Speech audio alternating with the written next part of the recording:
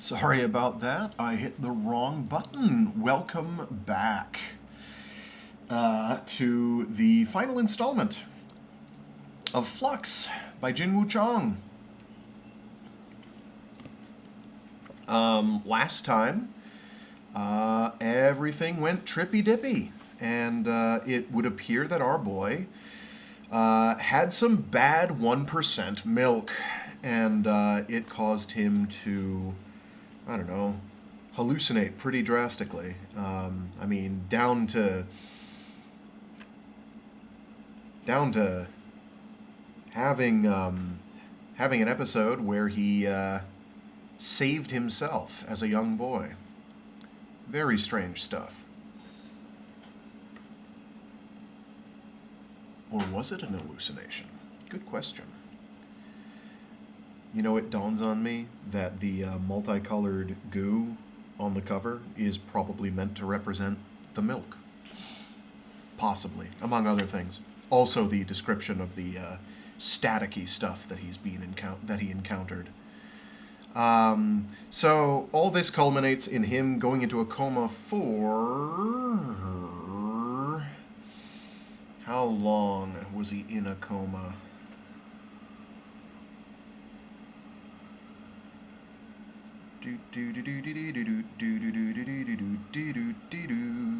I know, this was just yesterday. 2 months. 2-month-long coma. He lost oxygen flow to his brain for about 20 seconds, and in that time his speech center sustained critical damage. It is likely that he has lost the ability to speak permanently. Somebody's house is burning down. Now, it's not all bad, because Min, of all people, has stuck with him.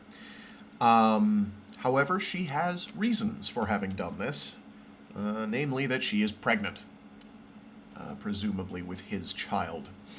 So, with that dramatic turn, we move on to part 3 of Flux. Oh, thank you for tuning in, Myran4423, who says they've caught it live. They want to tune in and say thanks. We'll stay for a bit and then listen to the full replay later. Sounds good to me, so long as it works for you. So yeah, this will be a bit shorter than yesterday's. It is the last chunk, probably be an hour and a bit. Hour and a half probably at my guess. I may be off, and that's okay. So yeah, sit back, relax, buckle up, put on your nice leather jacket, and ask, give me a reason.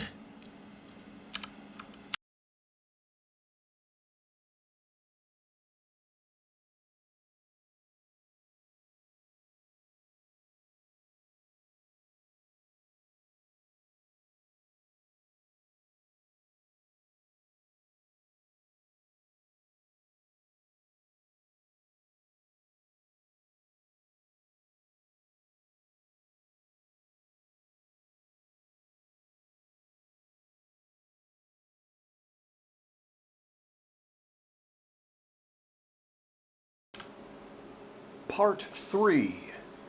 Pension. 14. Lev fixed his eyes over the coffee table to where Blue sat, saying nothing. The city rose behind them, growing dim. What is it that you want to know? Blue looked him up and down, sitting with his ankles crossed. There was much to be said for the way he was unafraid. It had taken him a while to become so, he reasoned, not without serious trial and error. But no, he was not afraid of Lev. There was no longer any reason to be. It was, after all, why he had finally come and decided to ask the questions he had wanted to ask for years. I'd like to know from the beginning. Lev waved his hand, dismissing him. What good would that possibly do you? You know everything. I want you to tell me. And your plan is to extort a truth from me under the threat of death? I never said I was going to kill you. I only said I would if you didn't stay straight with me. Can you really look at either of us and use the word straight? Lev rolled his eyes. Are you seeing that slick producer type, by the way? Tor? I knew he had a name like that, Lev said. Fitting. I don't see anybody. You're not yet a misfit toy. You have time. Lev glanced down the hallway.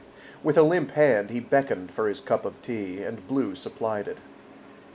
Won't you ever trust me again? It's a little late for that. No, Lev asked. You've got me right where you want me. You hold the chips, big boy, all of the power. You'd like me to tell you from the beginning, yes? The generators, were they ever going to work? Did the batteries even work? The batteries worked in the theoretical sense, Lev said. What were we to do? Io had already lined up a board of directors, Best Buy. There had already been press out there, magazine covers. We realized this was going to be far bigger than any of us. And it was true. And it was. We lit the fires and hoped the rain would come, just in the nick of time.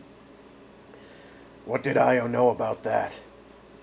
Io was a silly little girl. She played at a level of delusion just right for someone of her age and stature. It helped us tremendously. The early capital wouldn't have come without her. He smirked at this. I think they were going to be lithium, to be honest. Who could tell the difference? They last only marginally longer than regular batteries. The consumer thinks inconceivable. So they really do work. They short out or stay the same. They think, it must be a dud, better buy another pack. People are exceedingly stupid. Io was very, very good at packaging ideas to exceedingly stupid people, and that's what she did. We needed bigger office space, manufacturing. Io promised us so much. There were stars in her eyes when she talked. There was valuable, cutting-edge research just on the cusp of uncovering something extraordinary, locked away in the biochemistry of brains. She didn't understand much of it, only that the research couldn't continue without more information. The first commute, it ran away from us. Things were so fast after that. Nobody knew where it would lead us.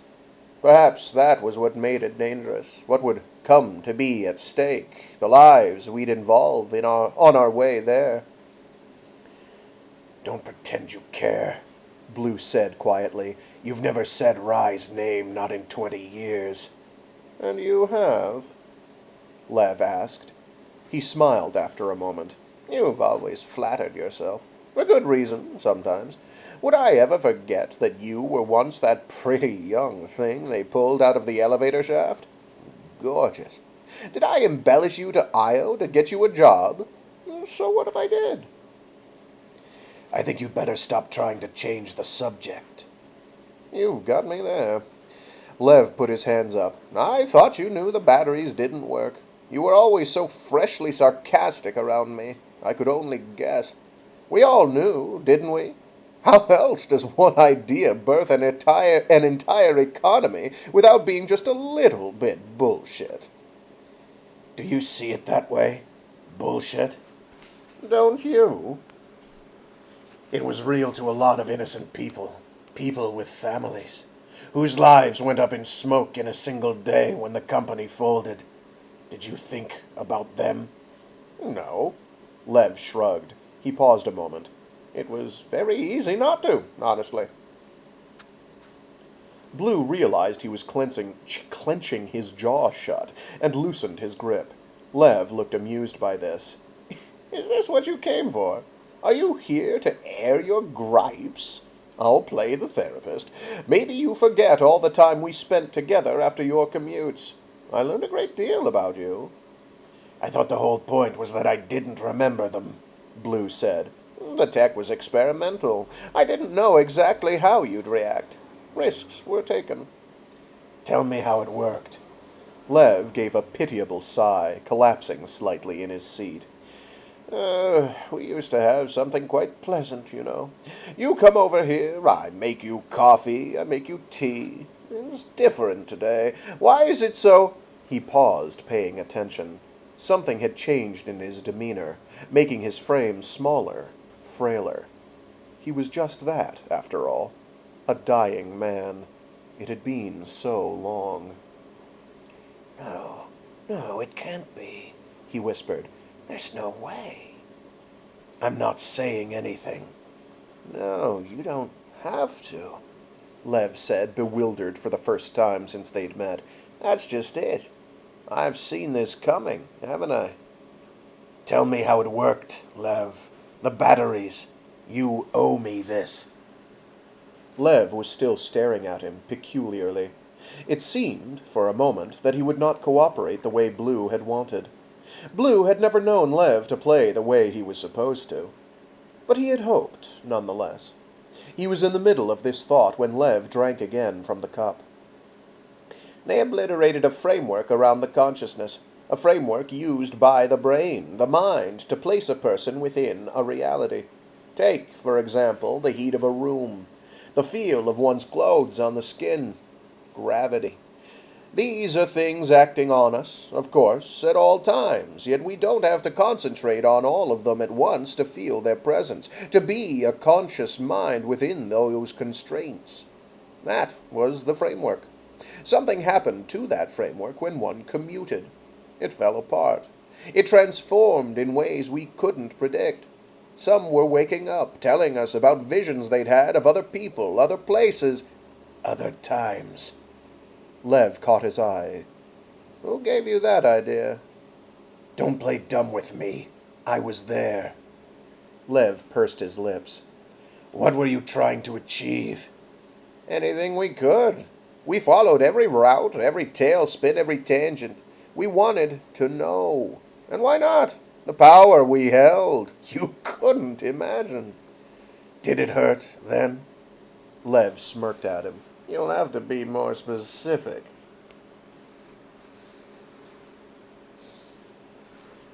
Did it hurt to be found out? I watched the news all day when the feds started taking you down. I wondered where you were. You'd never let those things go, would you? Lev said. I suppose it was only fair you wouldn't. It was always going to fail. Scams always get found out once money becomes involved. There was nothing we could do about that. Who's we? Lev smiled again and said nothing. Io didn't know that, said Blue. I know she scrambled in those last months, trying to save it. I know she thought there was still something to save. She did, didn't she? Lev almost laughed. Never failed to surprise me. Why not tell her? Darling, Lev said calmly, did you ever really believe that girl was in charge of anything? Anything at all? She's been in jail near 20 years. What a ridiculous thing happening now, the fandom around her. Those idiotic movies. They had reached a pause, sitting there, staring at each other. The apartment had gone dark, and, just as the sun finally dipped away, the lights flared on above their heads, throwing Lev's face into shadowed contrasts. You've never apologized for putting my brother in jail. I had nothing to do with that. Blue appeared, briefly, to smile. We are beyond lies, aren't we? Don't I deserve that? Ask me what I could have possibly gained from that. Ask me his name, even. I couldn't tell you. It seemed, almost, that Lev had gone too far, but the shred of doubt that had lit briefly in his face was buried away just as quickly. I do regret the dead ones, he said. What was her name, the one you tried to warn? Lacey? Samantha? Her name was Rye. So it was. Lev nodded. You know, big boy, you blame yourself too much for what happened to her, to those friends who'd heard the two of you. You were difficult to keep track of sometimes. The monitoring wasn't easy. Seeing that if they hadn't been dealt with, the feds would have never investigated. We have you to thank for it all. He said it gravely, as though already expecting a response. Blue tried to picture what he felt then.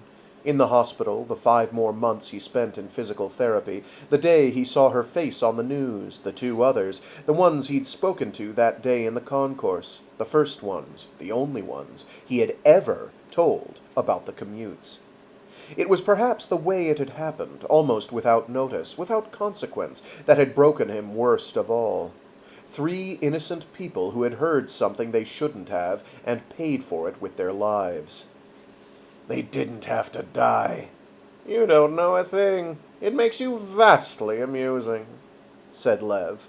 He cleared his throat, uninterested. Have you decided, then? Decided what? He could barely see Lev's eyes, but guessed at the look on his face, reminding him of the control he did not have, and perhaps never did. Whether you're going to kill me or not.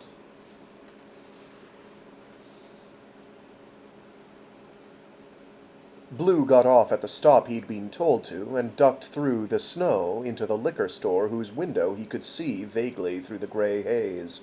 He read an exorbitant amount stamped onto the side of a bottle of cognac, and wiped his wrist over the counter to pay for it. The apartment was just another block up the street, his in-ears notified him. While he walked, he clenched his fists, trying to stay warm. The tremor in his chest had not quite gone down and was still reverberating, oddly, inside his head at irregular intervals. His joints ached. He found the door, rang the button for the right number, and was buzzed inside. He climbed 3 flights of stairs, stopping at each landing, and came to the door just as she opened it. His daughter was holding a spatula and dressed warmly. Her eyes lit up, falling on his face, opening her arms wide. I was beginning to think you'd bailed, she said, holding him close. Blue closed his eyes, feeling her in his arms, summoning, as he always did, what it had felt like to hold her for the first time, a memory that arrived now without invitation whenever he saw her. Both joy and sadness mixed inside it, as he breathed in the cooking fumes from her hallway and said, Merry Christmas, Jem.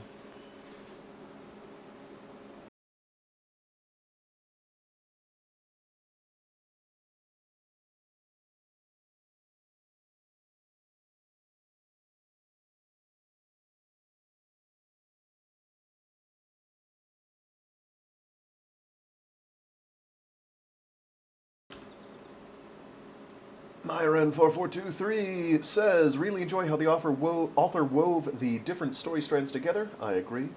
Also, thus we learn who Jem is. How that works, who knows? He also says, I'm also here because rumor, commentary on Flux Part 2 has it there might be a Patreon in the works? Question mark? Yeah, I've been saying that for years, and it hasn't happened yet, so. Don't hold your breath. Maybe one day. I'll get off my duff. Chapter 15. She ushered him inside and took his coat. Wafts of conversations mingled with television noises floated from beyond the hallway. Jem was asking him if the subways were crowded, if the weather was warm enough. He nodded and gave his answers, wanting to see her clearly. It had been at least a year since they'd seen each other. She was so busy in school. History, he knew, classics, but she might have changed her mind in the time that had elapsed. She never liked speaking for long about these sorts of things, and he could never tell if it was because she didn't want to share or because she feared he didn't really want to know. Mom's cooking, she said to him, and paused. Are you going to be okay? This? Still? I'm just making sure, Jesus. Jem rolled her eyes. She was still looking at him. This voice of yours, Dad, it's something.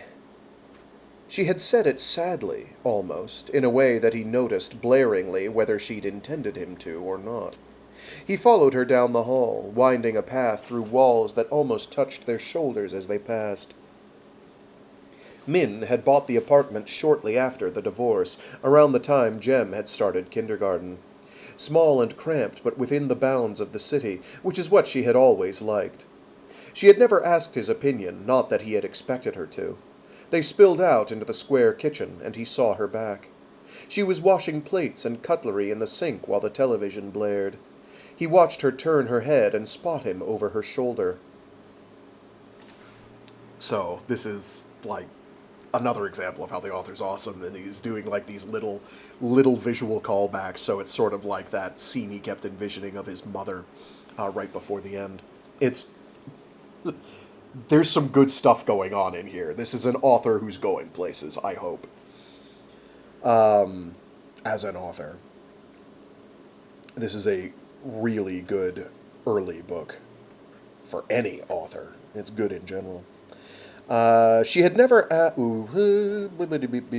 whoops. There it is. He watched her turn her head and spot him over her shoulder. She looked good, still.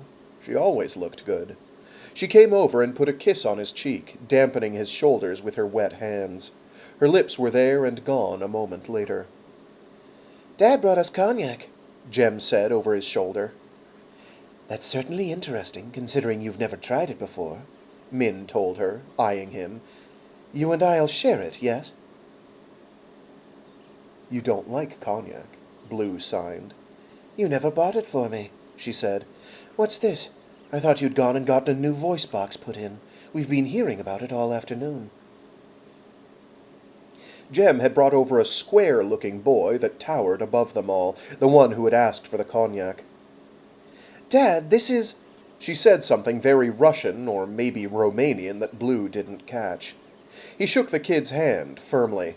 It didn't matter. He would call him Square. Jem filled in the blanks. They had met in their Latin class and had been together since the fall. It was inconceivably early to have brought him home for Christmas. Min was still waiting for an answer.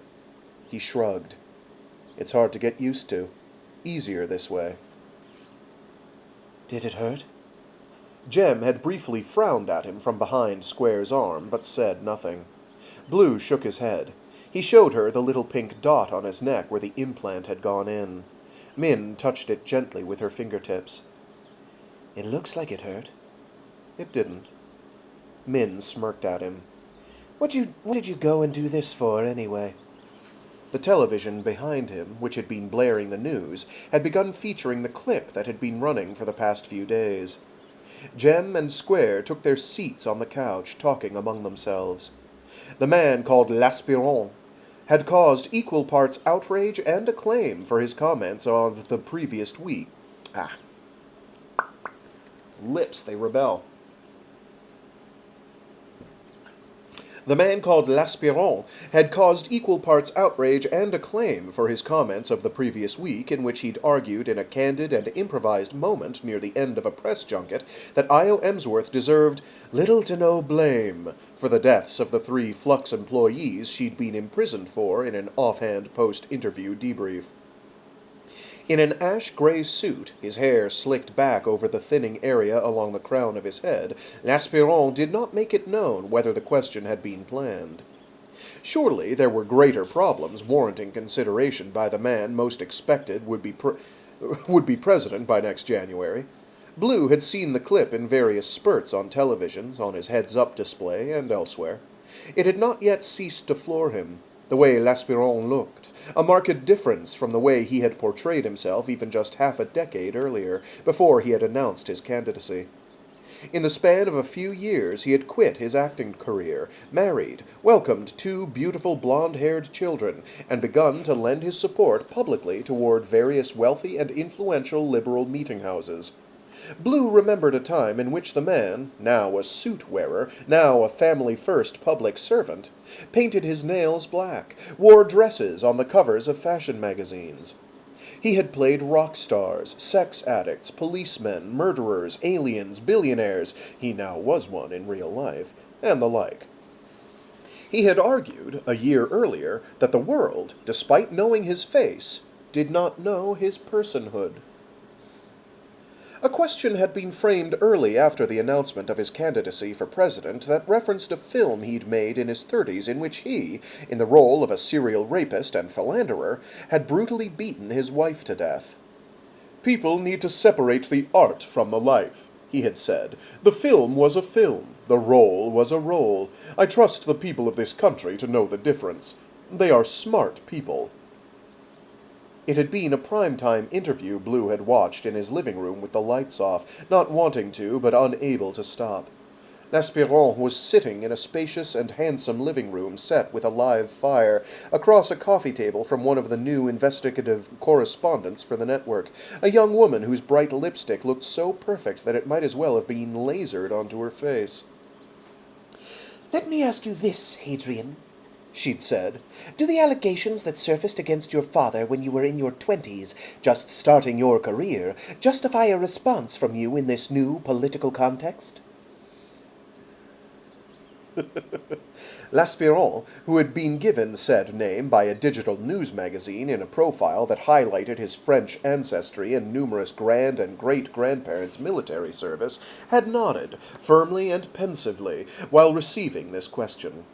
He had appeared to think about it for a long time, drawing his eyes downward to his hands and interlaced fingers in his lap.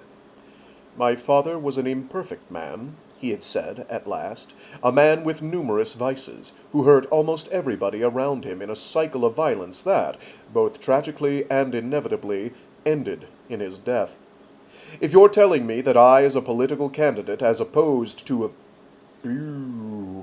If you're telling me that I, as a political candidate, as opposed to a private citizen, need to orient myself differently around him now that the stakes, the surrounding environment, is different, I'd say to you, I was just as known then as now, if not for my career, but for my last name. The consequences were just as dire should I speak. I don't believe there's anything more that I can say about my father. I'm interested in the wills and welfare of the American people." Blue had liked the phrase, wills and welfare, even though he didn't quite understand what L'Aspirant had meant. It was a beautiful phrase, educated and glossed, that had done its job.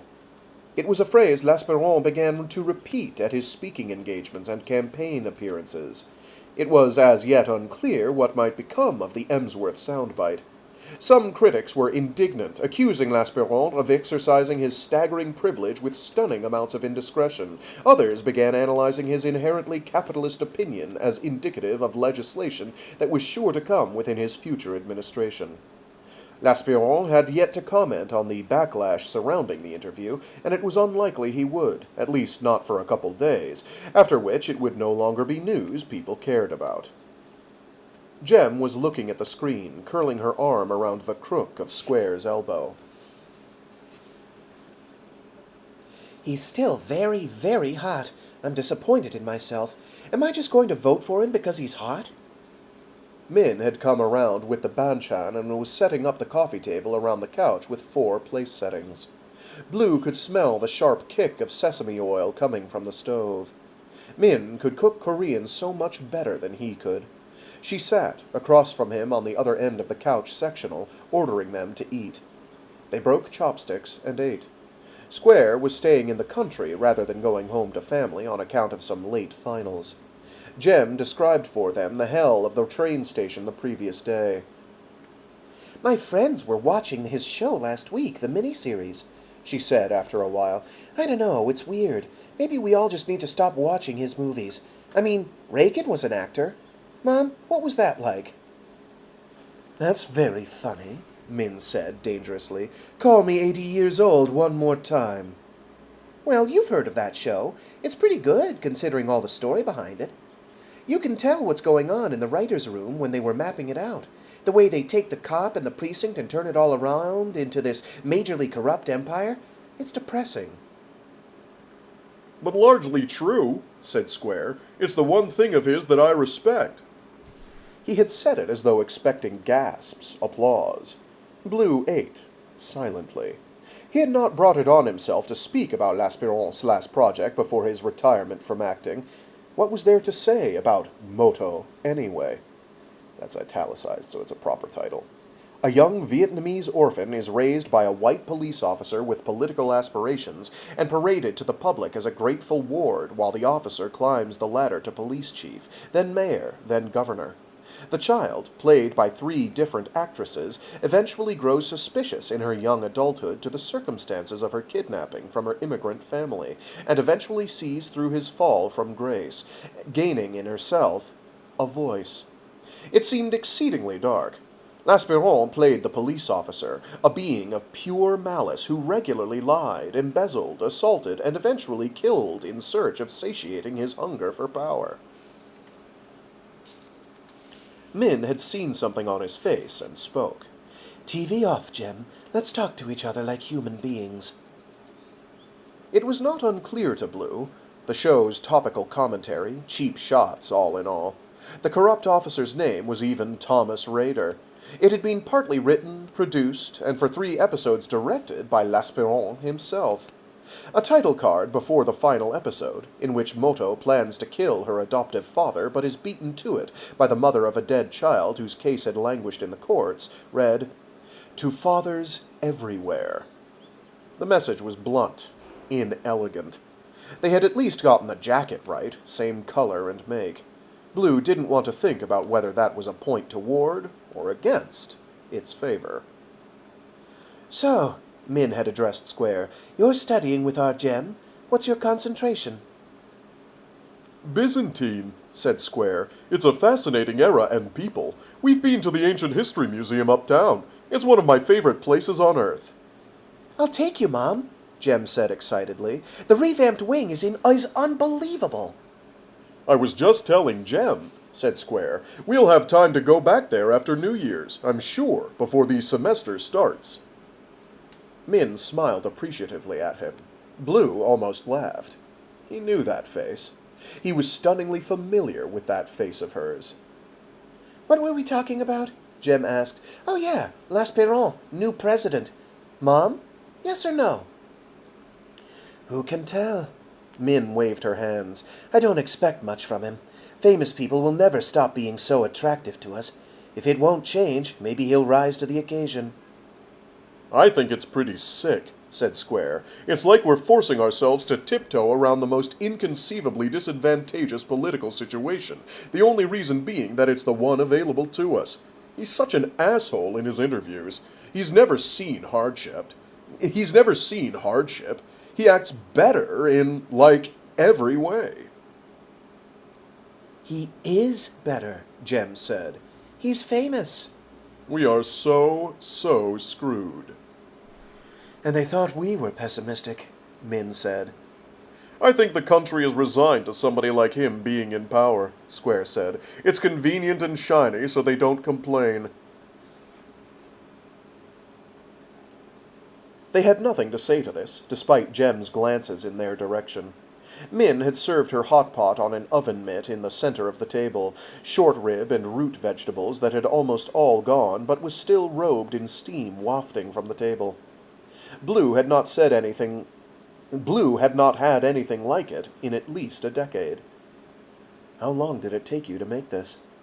Relax, Min said. I wanted to. What do you call it? Said Square. Bear with me. Bear with me. One more for the block list. Send them to Coweta County, Georgia.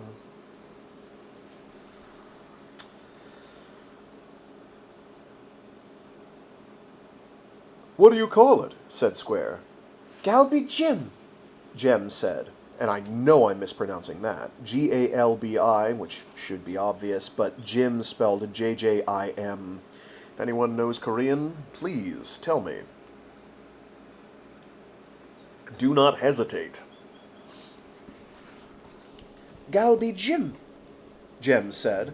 It's beef, soy sauce, and sugar stewed for hours. Mom, you haven't made this in so long. Why is everybody so surprised today? Min poured herself and Blue a glass each of cold wine from the fridge. It's Christmas. Might as well. Sir, Square said, Jem told me you've done a lot of magazine work. What was that like? Print work, I mean. I don't know of any left out there. There aren't, Jem translated, watching Blue's hands. Magazines were dying for decades before I started. Even then, the work was not very sexy.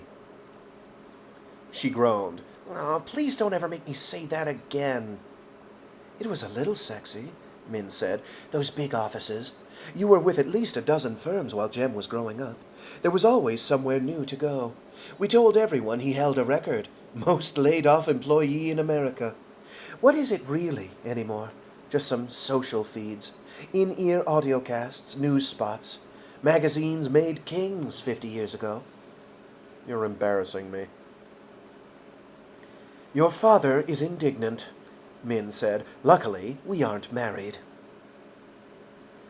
Is that American Sign Language or Korean? Asked Square. It's American. They never taught me Korean, Jem said. What? Really? Jem shrugged. We didn't speak it at home. But, said Square, eyes wide, you never wanted to learn it on your own? Have we never talked about this before?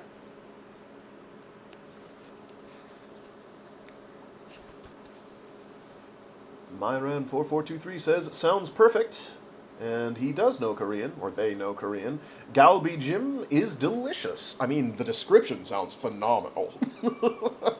Absolutely up my alley. Beef, soy sauce, and sugar stewed for hours? Yes, please.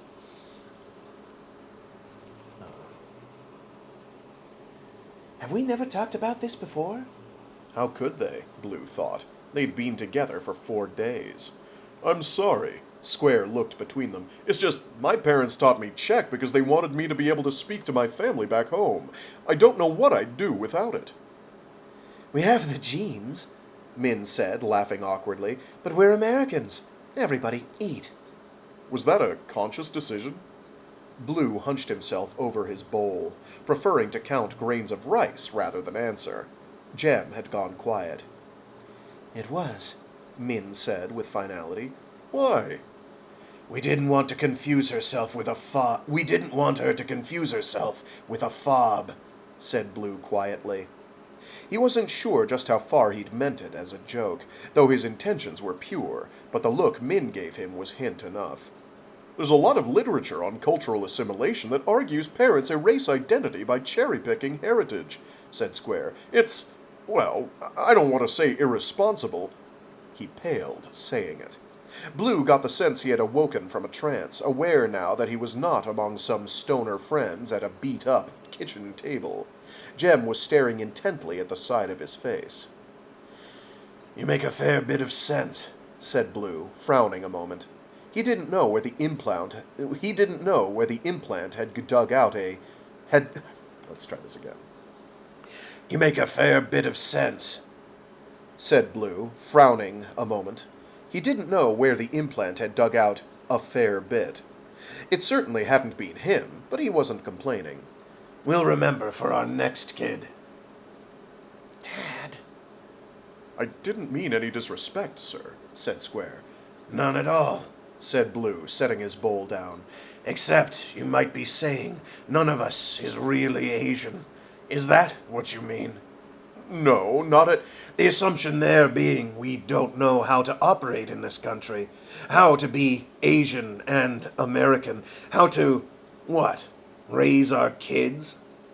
Square had gone entirely colorless, a feat for his prodigious blood flow, Blue thought, given the boy was already white as chalk. He kept opening his mouth to speak, but was silenced each time by Jem's hand on his leg.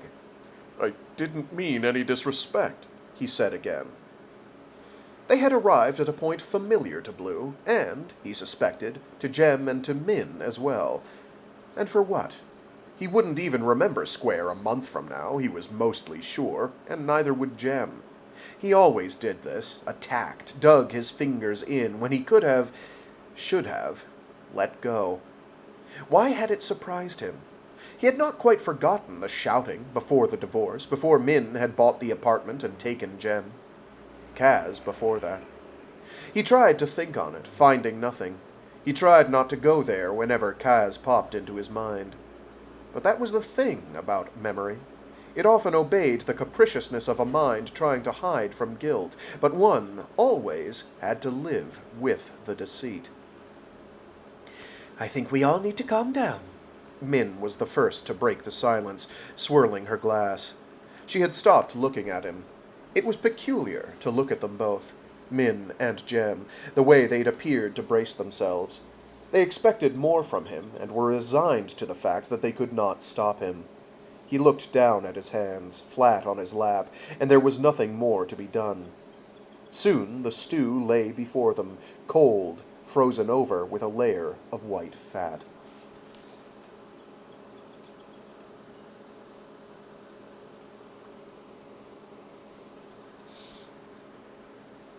Jem was rummaging through a closet in her old bedroom down the hall. He could hear through the door when he knocked. He listened to the noises stop, the light, little footsteps across the carpet, the door swinging inward. The light fell on her face. She had tied her hair behind her and leaned against the frame with her weight on one foot. "I'm going," he told her. She nodded, smiling. They waited, briefly, each for the other to speak. "I didn't mean to get upset." She glanced down the hall where Min was serving Square a slice of cake on the couch. "I know." They signed when they needed privacy. He thought of the many afternoons, the community soccer league she'd begged to join at 8. "What's for dinner?" she'd signed to him from the field, and he'd laughed so hard the other parents had given him dirty looks. It was one of the last times.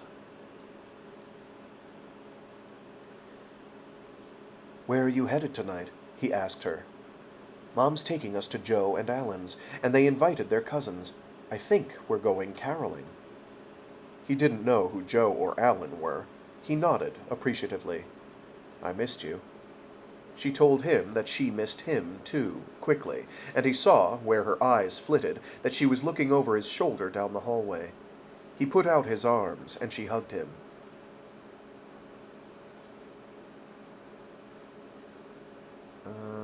"Where are you going?" They pulled apart. He shrugged. "Come with us?" Jem said. He shook his head. "I don't want to make things awkward." She didn't argue. It wasn't what he wanted, an argument, but he didn't go so far as to not let himself feel disappointed. But he didn't go... I don't know why I'm tripping on his syntax. It's not that hard. I know what the problem is. It's because I'm coming off of doing C.J. Cherry, and her syntax is all over the place. Well, it's very particular, I should say, not all over the place. She didn't argue. It wasn't what he wanted, an argument, but he didn't go so far as to not... He didn't go so far as not to let himself feel disappointed. It was the thing that surprised him the most, the abrupt end to the fighting, the silence. A silence in which he wondered, who was it, really, who had accepted the other? In less than a week she would be gone again, back to school, away from him, and he would only watch and wish for something different. He leaned in and put 2 kisses on her cheeks. "Merry Christmas." She seemed almost to wince at the cut of his voice, and he regretted it. He turned back down the hallway. When he looked back, he saw her back turned, not surveying the clothes she'd laid out on her bed, but looking straight down, at her feet or her hands, he couldn't tell. She was very still. In the kitchen, Min washed cutlery. She saw him over her shoulder, saying nothing, and shrugged, just a little movement of her shoulders that he knew well and, at the same time, didn't know how to place anymore. They were once his girls. Once. He didn't know what they were anymore, or his place in their lives. Square was absorbed, proactively, in the television, now back on. The snow had started to fall harder outside.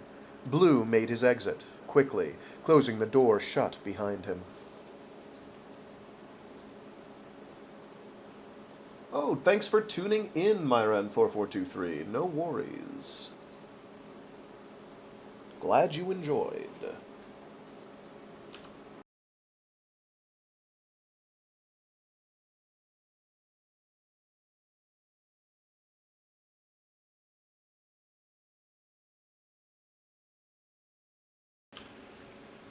"16. He was up before the sun, pulling the blanket around his mattress tight against the bed frame, tucking the ends in with his fingers. It was the day after Christmas morning, which he'd spent on the couch, watching the snow. The heater had broken in the night and left him shivering in bed, so he wore, now, 2 pairs of pants and a parka pulled tight over his protruding stomach. He spotted his in-ears on the counter next to his toaster. He didn't feel like checking, though he knew his mailbox would be empty. Jem had been the only one to send him a short text on Christmas morning. He didn't regret living off his own dollar instead of Lev's.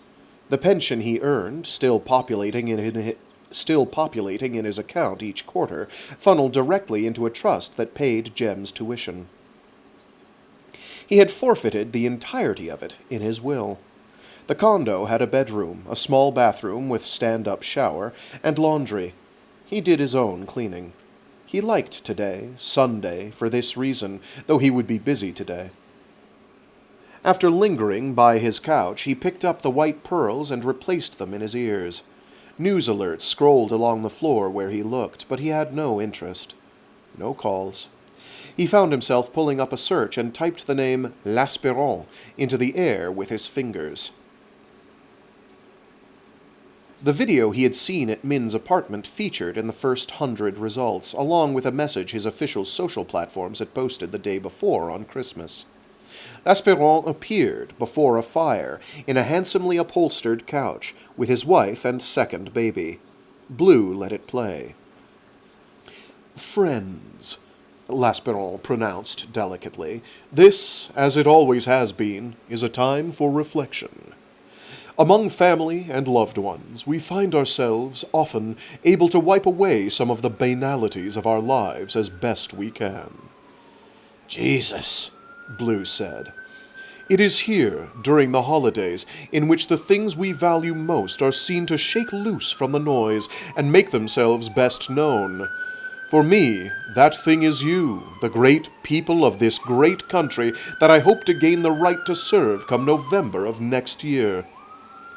Blue swiped the video away with his hand. He recalled a film from 10 years ago in which L'Aspirant had used somewhat of the same line. He played an investment banker who falls in love with his rival vice president, played by an actress the world had forgotten after only a few more dud films.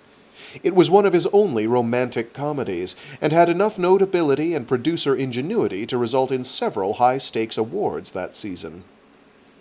It was a scene, near the end, taking place on the trading floor, in which L'Aspirant begs the woman not to accept reassignment to Hong Kong. "You've made me think I am valueless," she tells him, tear-filled, while papers and bodies fly around them at high speed, the day's trading just begun. The camera closes in on L'Aspirant's face, highlighting the adequate curve of his cheekbone while he licked his lips. He had grown so much stockier than that slim-bodied boy he used to be, putting on muscle and grit for Western roles, a superhero franchise among them.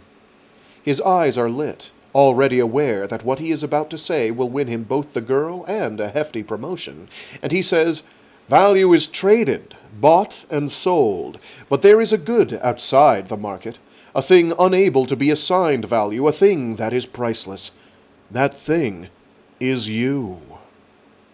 Blue wondered if he had hired the same writer for his campaign.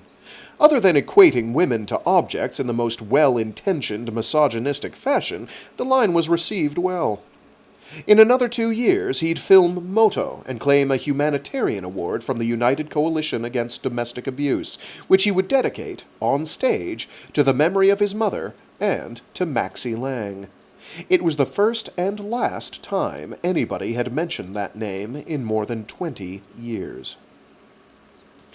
Blue paused on the contacts that had swooped into the air above him on his homepage. His first thought was that it would not be worth another try. It had been 10 years of the same, sending messages and emails into the air with no response. Blue knew that he was married, that his probation had ended 2 years ago. He did not know to whom or where.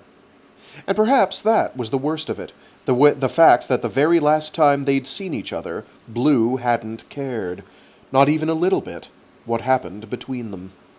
The look on Kaz's face in that apartment 20 years ago. Hurt, yes, but much more than that. Doubt. Doubtful that they had ever had much in common. Doubtful that they would ever be more than the distant strangers they had proven themselves to be. Perhaps there was something L'Aspirant was right about, that it was this time of year that made him weak, susceptible. He had not slept much the night before. He supposed it didn't matter, not any more. He toggled the name, found the number, dialed a voice call. It rang for 30 seconds, then beeped twice. He opened his mouth, then closed it. The voice would only scare him, he was certain. He opened a text box. "Hoping you're okay. Just wanted to tell you Merry Christmas."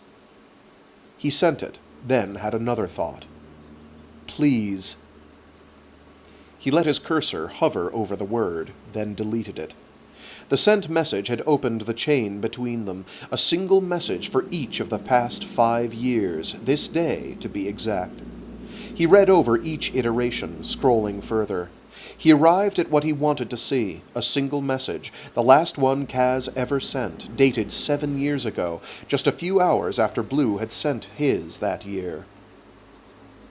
Do not contact me, ever. Do not ever contact me again. Still, Kaz had never blocked his number. Each year the message had gone through. It would not be different today. He closed out. A ping came in from Tor. Lobby. He patted himself down, finding his wallet and keys. On his dresser he found the letter he'd written the night before. He looked it over once, then again, found an envelope in his bookshelf, and sealed it. With a pen, he wrote the name on the front, Gem, and placed it gently on his couch, propped against the cushions, facing the door. He sent a quick reply to Tor, letting him know he was on his way downstairs, and left the apartment without looking back.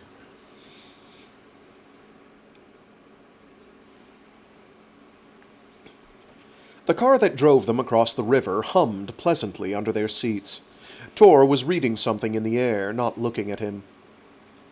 Out of Blue's window, he saw the steelwork of the bridge crisscross in front of him, forming arcs and shapes as they sped by. "You're doing makeup. Quick run-through of the route. Once we have the thumbs up, we'll start filming," Tor told him. He glanced at him from across the seat. "Don't talk until we roll, not a word. If you remember something, make a note, come back to it. Did you eat?" "I'm not hungry." Tor snorted at this, but didn't comment further. The water was choppy and gray where they rode over it. Blue could feel a tremor in his hands and held them right over his knees where he sat. It would be a straight shot over, then the second merge lane, down the parkway another mile, and it would be there. He had taken the trip so many times. For 20 years he had avoided the route, but it was coming back to him so cleanly that he thought he might have never even left. "Different?" Tor asked him, gesturing to the window. He was in a calmer mood today, Blue thought. Reasonable. He was on the cusp of a promotion, most likely, for landing the television spot. "Exactly the same as I remember." They entered through a chain-link fence set up along the road. 2 guards approached the car, rifles hung from their backs.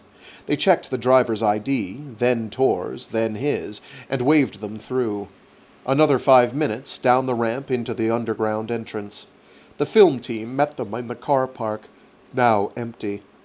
Half of it had been demolished. The rest would be once the snow had melted, Tor told him.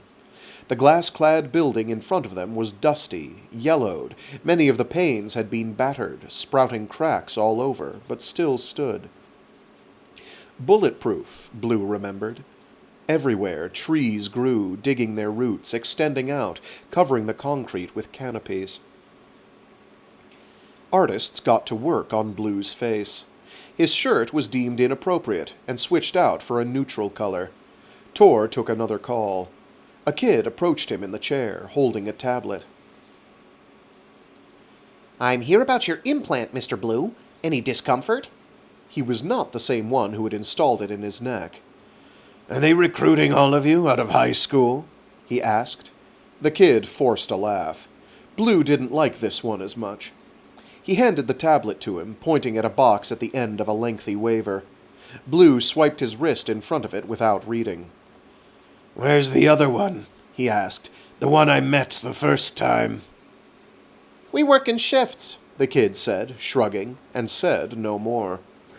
He was photographed, then filmed on test roll, and allowed toward the glass entry where Tor waited, holding 2 hard hats.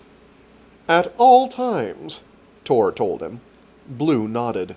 He put his on and was steered through the revolving doors. He stepped inside.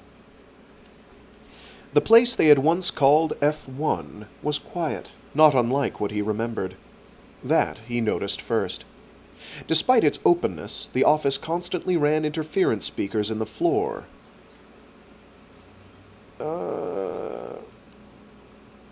There we go. Despite its openness, the office constantly ran interference speakers in the floor and from the ceiling to insulate the sound of chatter throughout the atrium. These, of course, were gone, ripped from the floors along with almost everything else, but the quiet remained. Sunlight poured in from a hole 20 feet wide in the ceiling. The manicured trees encircling the atrium had been allowed free rein, at least twice as tall now. The marble around their foundations was cracked, pushed aside, as the roots grew deeper. "We'll circle in here, get some wide shots. There's the abandoned commissary with some tables left over, that we'll be using for the sit-down portion," Tor said, angling his head upward. "What a shithole." "It was clean, once." Blue looked back toward the entryway where the van waited. They were assembling the cameras, milling around the open circle where the cars used to come swinging by. "Are we going upstairs?" "Non-narrative. Why?" "It's where my office used to be." Tor looked at him blankly. "Thought we might film something in there. I met Io Emsworth the first time in an office up there." "Office," Tor repeated. Blue could see the wheels turning. That's really good. That's narrative," Blue supplied. Tor had walked several paces ahead of him. "We do the interview in your office. 2 chairs, lights, nothing else. We go in, post-pro, recreate the space. That's... wow. Fuck yeah." He looked hungry now. "Show me." The elevators were long trashed. They took the stairs. They took the stairs, rising higher. On the 3rd landing, the van and crew outside were behind a wall in the foundations, blocking them from view. "Did Io work on this floor?" "She didn't have an office." They reached the 10th floor, out onto the steel landing overlooking the atrium. The sky bridge hung ahead, suspended by beams. Several of its glass floor panels had shattered and fallen away. Tor stopped in front of it. "What? You mean across this fucking thing?" "It's right there." Tor leaned over the edge of the walkway, peering down at the floor. "Not a fucking chance. We'll get a crane in here." "We don't have time to wait for a crane." Tor looked at him, scowling. "We're done here." He pushed past and went for the stairs. "I'm about to—" Blue never heard what Tor was about to do. The intake of his air had halted, ending in a gasp when Blue lunged for him, pressing his forearm into Tor's neck, forcing him back around. Their hard hats tumbled to the floor, making noise. Tor struggled, scrabbling his hands, but wasn't very strong. "Don't fight me." Blue inched them toward the walkway, pushing with his chest, his hand over Tor's mouth. He made their first step. Tor gave a muffled whimper through his fingers. The walkway teetered, making creaking sounds as they crossed, halfway, 2/3. Blue heard only the noise of the bolts groaning when they stepped onto harder ground. Blue turned his head back to the van, the workers who were still sitting around the driveway. "This way." He pushed Tor to the right, down the hall. 2 doors, he counted, then the 3rd. He wrestled them both inside. With his free hand, he took Tor's in-ears out and stomped them under his feet. Then he locked the door, releasing him. Tor fell onto his hands and knees, breathing sharply. He flicked his head around, looking wildly. "Help! Help!" "Soundproof," Blue said, circling the room. His desk, bolted to the floor, was still there, though the couch and carpet had been taken. Ugly brown stains on the white carpet. The air smelled of dust. "What the fuck do you think you're doing?" Tor's face was red, getting to his feet. "You're fucking dead when we get out of here. There isn't a place you can't—" "I'm not going to hurt you," Blue said. "I'm sorry. I needed to get in here." "What are you talking about?" Tor looked much smaller now. Tor looked much smaller now, gasping for breath. Sweat had already started to seep in under the arms of his suit. "There's nothing in here. Feds came in and took everything a year ago, before we even met." Blue wasn't listening. He had come to the other end of the office, where the white paneling of the pantry had not altogether faded. The handles had been taken off their screws. He felt with his fingers around the one he wanted, the refrigerator. It would be here. He held his breath, and, with some decent prying, pulled it open. He peered inside. On the shelf was a bowl. In the bowl was a little pile of cinnamon cereal. And beside it, the jug. He reached inside and took them both. The jug, still ice-cold, fogged over around his hands. Tor watched him, incredulous, take it to his desk. "What the fuck are you doing?" Blue could barely hear him. He poured his milk, glancing around. "There's got to be..." He pulled open the desk drawer and saw it, the single spoon flush with the corner. He held it, loosely, in one hand. He started to eat. "You're about to tell me what the fuck is going on here?" Tor's face had hardened to a deeper shade of red. He had begun hyperventilating. He looked wildly around, saw the steel leg of a chair swept against the wall, and picked it up. "You give me some fucking answers!" he shrieked. "Right now!" Blue swallowed his last bite. He looked up, at Tor wielding the chair leg like a baseball bat. Then he saw it, down by Tor's leg. Their view from the office was an unobstructed panorama of the atrium, into which a girl from the film crew had just stepped. Tor saw her at the same time and ran to the window. "Help!" he screamed, slashing the glass with his weapon, making dull sounds and scratch marks. The girl looked up. Blue saw her connect her thoughts, 1 second, then 2, then stagger backward, run for the doors. He put down his spoon. It crossed his mind for the first time that morning that it was wrong, that it was all wrong, and that he had blown his chance because he hadn't understood it correctly. He looked down at himself, his empty bowl, closing his eyes. "Come on, come on!" Tor was bellowing now, hacking at the glass with reinvigorated strength. What was he missing? What hadn't he done? He paced the office, quietly, clenching his fists. Any minute the gate guards would be inside the building. There would be nothing to stop Tor from telling them everything. He might even go to jail. But one thing was for sure, he would never set foot back here again. "What's wrong?" he said, gritting his teeth. "What's not working?" He waited, pacing, 5 minutes, 10 minutes. Tor had collapsed against the window, his handiwork a lattice of scratches and cracks in the glass. 2 trucks had pulled up in front of the car park. Men in black combo gear... Combo gear? Camo gear? Men in black combo gear had broken in through the glass doors. They pointed up at the office, spreading out over the area. Blue put himself in front of his desk, trying every angle, every orientation he could think of. "Fuck! Fuck!" A team of 4 had come out from the stairway on the other side of the warehouse. 2 of them carried a black pillar with handles in their arms. He watched them step, gingerly, over the sky bridge, reaching them. He was breathing hard, now. Beads of sweat had come over his brow and stung his eyes. "What am I doing wrong?" His in-ears chirped. In the corner of his vision, Jem's face appeared. The officers had reached the door. They were yelling something. He could tell by the way they moved their mouths, but he couldn't hear. He saw the latter 2 orient themselves in front of the door with the battering ram. He saw Jem's face again. He picked up. "Jem." "Dad?" Her voice was tense. "What are you doing right now?" "I'll call you back." "Don't lie," Jem said. "Some producer for the news just called Mom. Explain what's going on. Right now."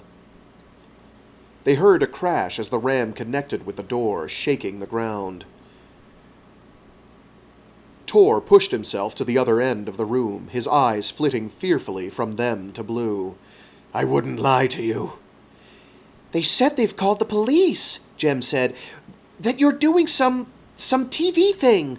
What the fuck is happening? Did you hurt someone? No, never. Dad, Jem's voice broke. What's going on? Just tell me what's going on, please. I can't. Jem, please hang up. No. Please. Another boom. The cracks in the glass had slid all the way up to the door frame. I don't know you, Jem was crying. I don't even know who you are. You're a liar. You've been lying this entire... It went wrong, Blue said, speaking fast. His eyes were wet. All of it, it's all wrong. I don't know how it happened, but it's all wrong and I don't know how to fix it. What are you talking about? Everything! Blue roared, making Tor jump and shrink, cowering into the corner of the office. My entire fucking life, Jem. Every day it's been one goddamn piece of shit thing after another, just building and building and building into... I don't want it anymore. I'm trying to fix it. I need to fix it. I need to go back to where it started and fix it, or else He sunk, hitting his knees on the carpet. Boom! I don't want this life, he sobbed. I don't want any of it. It's wrong. It's all wrong. The glass was about to give. A panel of it had separated, an inch, 2 inches. The ram retreated, winding back. The next one would break through. Are you saying me too, Dad? Jem said shakily. Am I wrong too? Blue stared at her face, smiling at him from the corner of his sight. Just beyond it, the doorway, the shattered glass breaking, giving way just as... He gets to his feet, surveying all around him the pillowy white smoke that seems to engulf the area, the door halfway blowing open, Tor closing his eyes against the impact. He knows where he wants to go, but a thought stops him. Her face, still in the corner of his eyesight. He digs his in-ears out, with no need for them, and peels the contact lens off his eye, letting them drop to the floor. He is thinking about Jem, her broken heart. He tells himself there was no other way. Decides it is only the weakest man who lets his child fall through the dark like that. It occurs to him. The last mystery. The techniques are old and rusted, but he catches on quickly again, as though naturally. Shapes reorient around him. The office disappears, dissolving into light. The world becomes dark, crowded. Music reverbs through the floor. Urinals, stalls covered over with graffiti, flickering lights, the men's bathroom at Dream, in which, near the end of the stalls, 2 boys are breathing heavy, making noise. Yes, it is here, Blue thinks. It is right here that it happens. There is no more opportune moment. Blue walks to the sinks, starts up the water, washes his hands. The first stall door opens. Blue hears footsteps, squeaks of rubber soles on the wet tiles. He comes into view out of the corner of Blue's eye, and Blue, distracted, resisting the urge to turn his head, finds himself listing his body sideways. The couple in the farthest stall finish, taking loud breaths. Blue waits a moment, then another. The stall crashes open, the 2 boys stumble out, on cue. Amid the noise, the movement of bodies, Blue turns his head, contemplates for a moment the unlined face, his own, the slender shoulders, the slenderer shoulders. It is a gift, he supposes, to see himself like this after so long. He slips his hand into the jacket and removes the phone, all in a second. The music slows to a halt around him. The boys halfway out the door, to the pulsing crowd frozen in blue light. Blue unlocks the phone, configures a new alarm set for midnight that night. He labels it, types, "Try the 1%." And he understands, then, what it means. It is a name that Min told him she had already named the baby while he regained the use of his legs in his physical therapy. It is a name, the only one that, when the time came, would tell him, the next Blue, the next and the next, what he needed to do, would tell him that it was he who sent the message, and would send it, in every loop, the future writing to the past. He types M-J-E-M.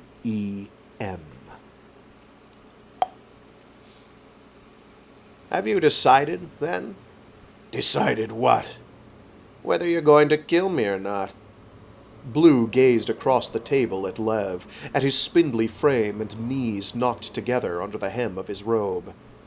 Tell me if it's true. Lev smiled. Tell me it does what I think it does. Lev leaned back in his chair. You really are going to do what I think you're going to do, aren't you? Blue stayed silent. A display on his right corner told him his hour was close to up. When? Lev asked him. When did you decide? I don't remember. Lev nodded. He stood, limped over to a cupboard, and got on his knees to remove a black plank of wood from the bottom of a drawer. Blue's eyes darted toward the door, but it remained closed. Lev replaced the plank and returned with a sheet of paper. He looked it over, wistfully, then passed it across the coffee table. Blue turned it over. It was a page, yellowed now, scribbled over in pen. It read a date of 23 years earlier, 3 days before Christmas. That Christmas he'd fallen down the elevator shaft and received a job offer in return. A single name written on it. His. Lev spread his arms, wide. You've learned my secret. What are you talking about? You wanted to know what it does, Lev said. I think you already knew. You were the only one we hired. I saw you. I saw myself meeting you, giving you that heinous bag back. I saw myself waiting for you, getting coffee, offering you the job. I saw you accepting it. You saw the future. Are you following me? Lev frowned. Have we been talking about the same thing? That's not possible. I've never been able to go forward, Blue said. Only back. Lev was looking at him curiously. You never could keep much in your mind at once. Big boy, you never went forward because you never looked. He stretched his arms high above his head. Or rather, in better terms, the reason you can't go forward is because what you're about to do has already happened, and will happen again and again. Prescribed already within history itself. Are you confused? Blue clenched his jaw tight, sitting there. If it's already happened, it means I don't have a choice, do I? Lev laughed for the first time in a long time, and doing it, Blue noticed, seemed to make him just a little bit older, as though parting with the sound, with the air, was erasing him slowly from the world. Don't make yourself upset. I've lost a lot more than my choice. The house is quiet. Blue is inside, watching the snow fall through the windows. It is easy to see, having been away, paint has chipped, the floorboards splintered away from the molding in places. He rounds the corner of the living room, glancing up the stairs. Light from the foremost room spilling down the steps. He climbs, hears a voice.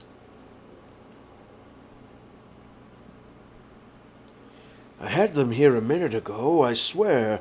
If you came here and figured this out, it might help me find the catalogues. More silence. Blue climbs the stairs, placing his feet on the far ends of the wood so they won't make their creaking noises. He has almost reached the door, places his hand on it. Well, if I had the catalogues, I could figure out... No, that wouldn't be right.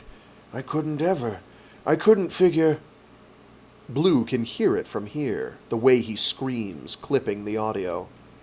Bo? What's going on? Are you there? Are you there, Bo? There follows a pause in which Blue can hear his father trying, straining to listen, to hear. Bo? He says it one last time, hopefully. There is no answer. The line is already dead. Blue removes his hand from the knob. There is no sense in what he does, but he does it anyway. Opens the door, sees his father sitting there on the edge of his bed in his pajamas, slippers on the wrong feet. Hal lifts his head up to him, widening his eyes just a degree. Who are you? They stare at each other. Blue tries to make himself step inside, but can't. His father's hair is gray. It's the first thing he notices. He wonders when the change happened. He can't place it in his mind. Wrinkles around the eyes, the corners of the mouth. His shoulders are so small. Hal lifts one foot up off the ground. Can you help me? Blue comes to the bed, at last, settling onto one knee. He takes Hal's slippers off, arranging them by the foot of the bed. You're not the usual, Hal says. Late shift, Blue manages to choke out. Hal puts his hand on his forearm. Together they stand. He helps his father into bed, drawing the covers out, then back in, up to the shoulders. You have kids? Blue glances at the doorway, the darkened hall outside. He sighs. Yeah. Hal is staring up at the ceiling, folding his hands together on his chest. My son, he's just a bit angry with me right now. Outside, the view out the window grows hazy. Blue closes his eyes, willing it to remain solid. He stands, about to leave, finds again that he can't move. His eyes fall on the chair in the corner of the room. After a moment, he brings it to the side of Hal's bed and takes his seat. Is that who you were talking to on the phone? He's always been a bit moody, Hal says. I don't blame him. He had to grow up very fast. I think it bothers him when I call, but... He angles his head, looking Blue in the face. It was the funniest thing, he says. The way, when his mother died, she took everything she brought with her. He stopped talking about her. He stopped speaking her language. He stopped looking like her, even. I know it wasn't his fault. I can't stop him being angry with me. Blue shakes his head, slowly. Hal frowns at him. Are you okay? He nods. I don't think he appreciated you very much. No, Hal says, waving his hand. He loves me and his brother, and I know he still loves his mother. There's nothing wrong with being angry. I wish I'd told him that sooner. I think it's too late now. He notices the look on Blue's face. Really, are you okay? He's sorry, says Blue. I know. Hal rubs his thumbs together in an absent-minded way. If I could tell him over and over again how sorry I am, it wouldn't be enough. I tried my best, alone with the two of them. I know it wasn't enough. Now I don't know where he is.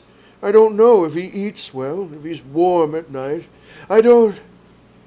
He turns his face away, slightly. I don't even know if he's happy. It is the shame in his eyes, angled down to a corner of the room, that Blue can't stop seeing. That in only a few hours Hal will die, without ever seeing either him or Kaz again. That none of them, after so many years, remember Korean anymore. That if the hands of time had turned backward and brought them back to this house, back to the snow and Christmas, it is doubtful they would recognize everything in its place. Blue's face is wet, his shoulders heaving, when he shakes his head and takes Hal's hand. Your son's really happy, Hal, he said. You know, I've spoken with him recently, and he told me he's found a girl, and they're about to have a baby. A daughter. Hal blinks, wide-eyed at him. A daughter? Blue nods. She's due in a couple months.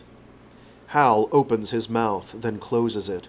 His breaths come in ragged and quick. His eyes are filled with tears. A daughter, he whispered. I don't believe this. My son. I never I never... He tilts his head back, wiping his eyes. I can't believe this. I can't believe this. His breaths slow to deep, peaceful intakes. His hand loosens its grip, and Blue lays it back down over the blankets. When he is sure his father won't wake, he gets to his feet, surveying the room. It's his old room, the one he shared with Kaz. He leaves the door ajar and the lights on when he goes. The walls ripple around him, lengthening, turning blue. Moonlight hits. It is 3 days before Christmas morning when his first step down lands on the center stair, sounding its wooden creak, then another. He stops, looking over his shoulder, back at the door off the first landing behind him, now adorned with paper stars glued and tossed in silver glitter sprinkles. The room in which 8-year-old Beau sits up in bed, hearing the sounds of somebody on the stairs, waiting, wanting it to be somebody he knows. Blue already knows he won't get out of his bed to look, nor call out for his father, who has left him there and gone to bed. He will sit there for another minute or two, straining to hear more, but will only pick up the sounds of the wind. He steps carefully off to the side, continuing the rest of the way down in silence. The house's first floor, the bright pink glow of the tree lights, morphs into view in front of him as he reaches the bottom of the stairs. Blue takes one last look around, absorbing it, trying to set it securely in his mind. After another minute or two, he heads for the door, eases it open, and steps out into the cold.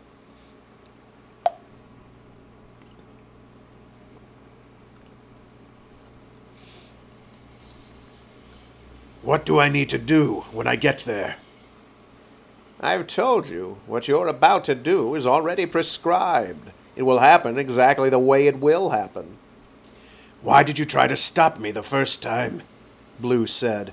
Why did you tell me not to talk to Rye, not to ask questions? I did what I was always going to do, just the same as you, Lev said. It didn't matter how it happened, only that it happened at all. They were silent for a while. Are you afraid? Lev asked him. Of what's going to happen when you do it? Blue thought about this question, realizing he did not quite know the answer. He put his hands to rest in his lap. I haven't decided. Their eyes met. Do you know? Lev shrugged. If I knew, we wouldn't be here. That's the way it goes, isn't it? You can't know the answer and still be able to ask the question in the first place. Nobody has ever closed the loop, that's for sure. When you do, you'll be the loneliest man in the world. And nobody, not you, not me, not anyone, can change that. There we go. The pavement grows lighter. The moon reverses its course high above the sky, retreating back across the night while he walks. He has neared the crosswalk that leads onto the school grounds, taking careful, deliberate steps over the asphalt. The sky burns red. The sun re-enters from its place in the trees. Will I know what happens to you? To my daughter? Lev gazed at him for a few seconds. When you close the loop, you eliminate the precedent that allowed the commute to occur in the first place. You're talking about 2 points on a line, except that the difference here is that one point not only led to the other, it is responsible for the second point's existence through direct action. What happens when you sever that link? One goes on, one doesn't. Both go on? Neither? Read every book ever written with some hokey plotline like that, and they'll never agree. What you're dealing with is an exercise of the imagination. He rounds the first walkway toward the buildings, past the parking lot. The sun is high and bright above his head, beating down. The wind is still cold and biting around his legs, on his hands. He has come to the last crosswalk just in front of the yellow double doors. White static draws in on all sides, condensing into cars, shrubs. Lines and pixels gather, forming the ground, the asphalt. She waits, in front of the stop sign, holding 2 brown bags in her hand, stomping her feet to keep herself warm against the biting wind. He sees the bus turning the corner of the drop-off lane, sees her head dip downward at the half-frozen slush caught on her shoe, sees her lift her foot up, picking it away, and, satisfied, step out into the road. Blue stood, wiping his hands, considerably sweaty, on the front of his pants. Lev watched him, curiously. "Have you decided what you're going to do with me?" "I will, after you answer one last question," said Blue. "Why are you helping me?" He expected that smile, that one he knew so well, but it did not come this time. Lev attempted to get to his feet, but his arms failed him. He collapsed against his cushions, pitiably. He seemed to linger on this moment, unaware of himself, or Blue standing there, or the apartment around them. As though he disappeared for the briefest time, and reappeared so quickly that, had nobody been watching, it would have looked no different. "We could have solved so much," he said, "if they'd only worked. If we'd only found a way." Blue waited, assured he was about to hear more, but again it did not come. He straightened his back and left Lev on the couch, moving to the door. Just as he reached it, he heard Lev cough into his sleeve, a noise that rang through the silent apartment, echoing off the marble. Heard the words, the very last words, before his hand closed on the knob and he pulled the door open, headed for the elevator, the street, the subway, headed for a woman he still loved, headed for his daughter. The words, "There wasn't enough time." Blue reaches out his hand, taking the last few steps up to the crosswalk, closes it around her wrist, and, with a jerk of his arm, pulls her back onto the pavement just as the bus swings by. Sorry. Damn it. Blue reaches out his hand, taking the last few steps up to the crosswalk, closes it around her wrist, and, with a jerk of his arm, pulls her back onto the pavement just as the bus swings past. It misses her head by inches. It is so timely and perfect that it cannot be said to have happened so seamlessly without some fault, but it happens. He steadies her, and the lunch bags drop to the ground. Her head is turned, staring at the retreating end of the bus as it rounds the corner and slows to a stop in front of the next crosswalk. He braces himself. He tells himself it will feel like nothing, that by the time it occurs to him he won't even be able to notice, that he has experienced death like this once before, that he remembered how peaceful it had been, how subtle and kind and quiet to lay, unfeeling, in the hospital with Min at his side. He is holding his breath when at last she turns her head. He finds her face, her brown eyes, his own nose, Kaz's nose. They look at each other for the first time.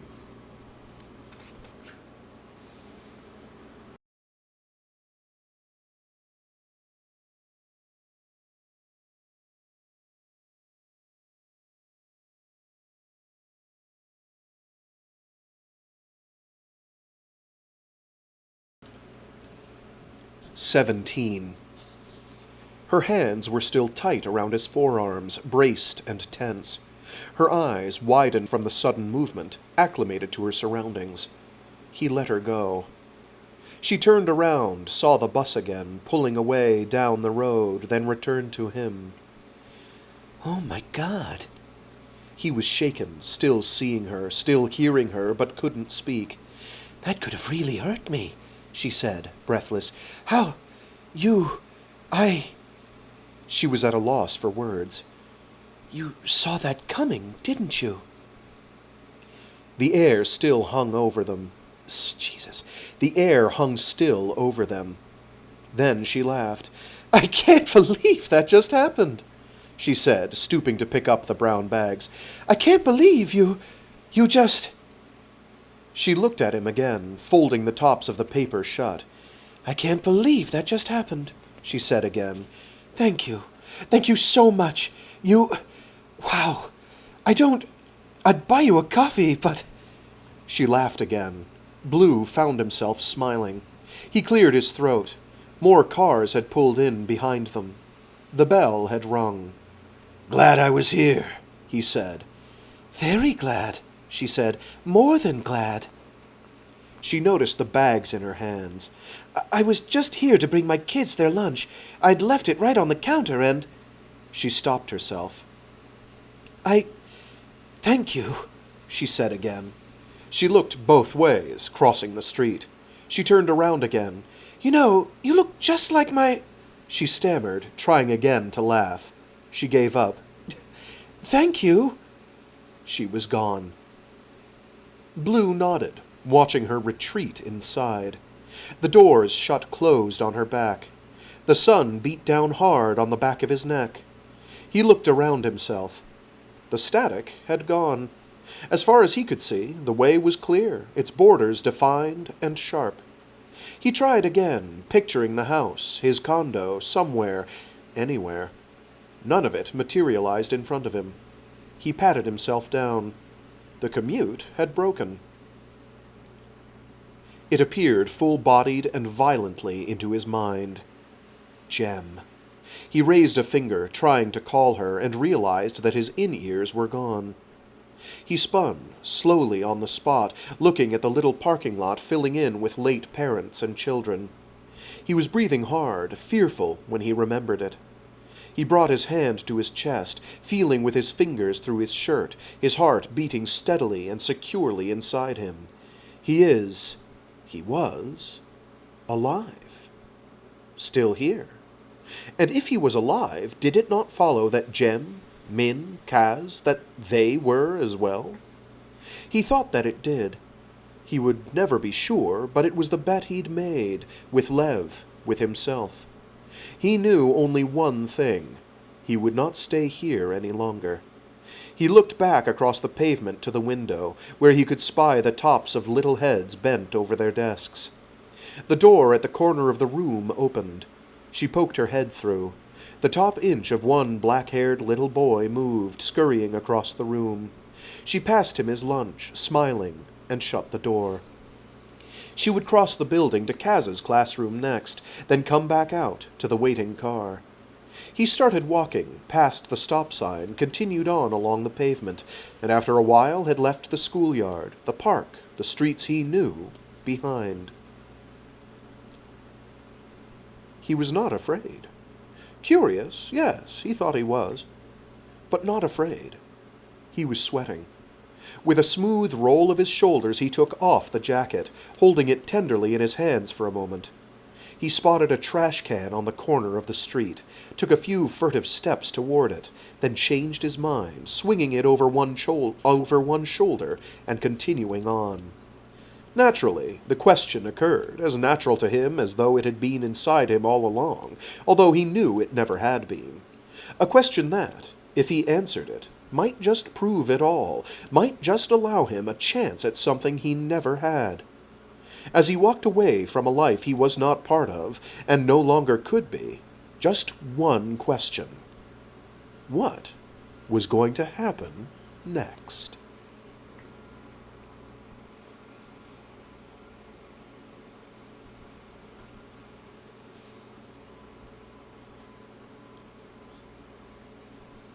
And that was Flux, a novel by Jinwoo Chong. How about that, huh? Sure, the ending's a little pat, but it's satisfying, isn't it? Symbolism! I'm holding it together, I swear. Barely. Right on the cusp. Just barely holding it together. It's a great ending.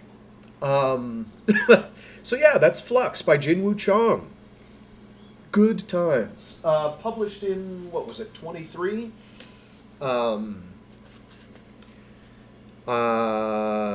Copyright of 22, so at least he started writing it a bit before then, but first published in 23 by Melville House. Anyway, good times. A fun one. Planning on doing more fun ones this year. That's kind of been the plan.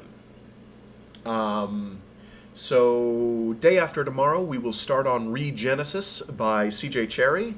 That reminds me, I've got to get cover art for that one. I think I have a copy of the cover art that I have on my edition. I'm not sure there are many different covers, but we'll find out. That one was published, what, in the teens? I don't remember now. Teens or aughts, I can't remember now. Aught teens. Anyway, so yeah, Flux by Jinwoo Chong. Let me check real quick to see if he's got other books beyond that and whatever his first one was entitled. I truthfully cannot remember the title of it. Wikipedia is probably the worst resource for this, but let's give it a whirl. No, that's a South Korean chemist.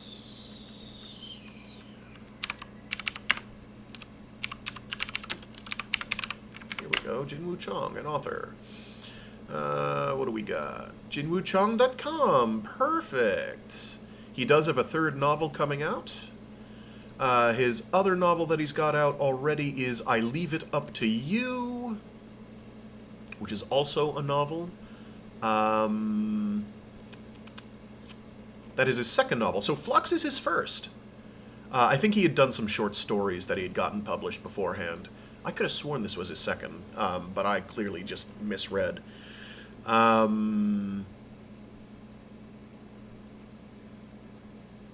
Wow, he likes comas. The premise of I Leave It Up to You is a coma can change a man, but the world Jack Jr. awakens to is one he barely recognizes.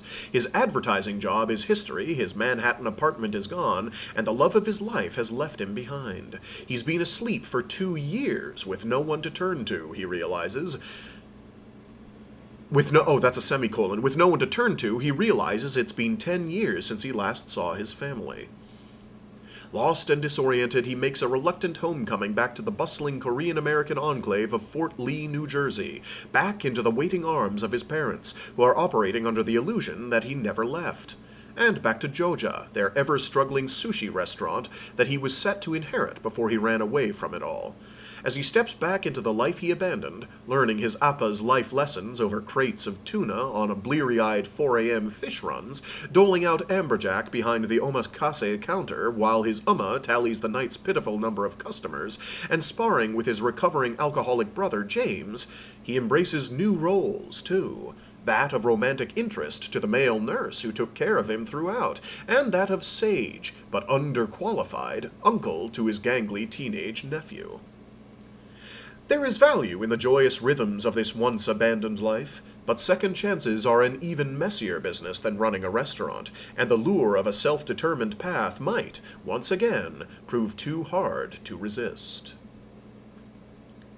Why do we run from those we love, and why do we still love those who run from us? A highly entertaining and poignant story about second chances and self-discovery, I Leave It Up to You navigates loss, love, and the absurdity of finding one's footing after the ground gives way. Seems pretty familiar. He writes what he knows, I guess? And there's no information about his forthcoming third novel. So, that's nice. So yeah, pretty good stuff. There was something else. What was it? Oh, right. There was a, what is it? It is in, on a publication called The Rumpus, which I had never heard of before, which is a, review of Flux I was going to read.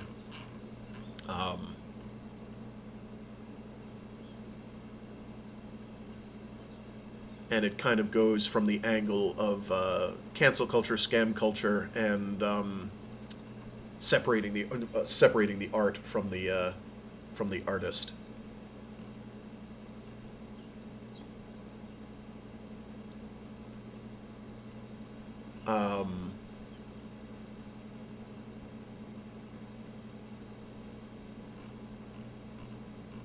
Sort of debating whether I'll do it or not.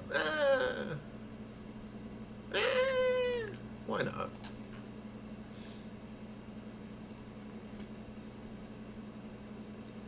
Well, actually, I didn't see what time it was. We'll bang it out.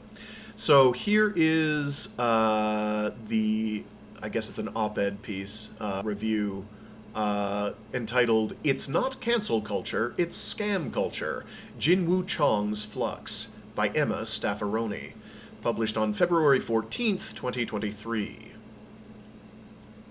Let me get my water again.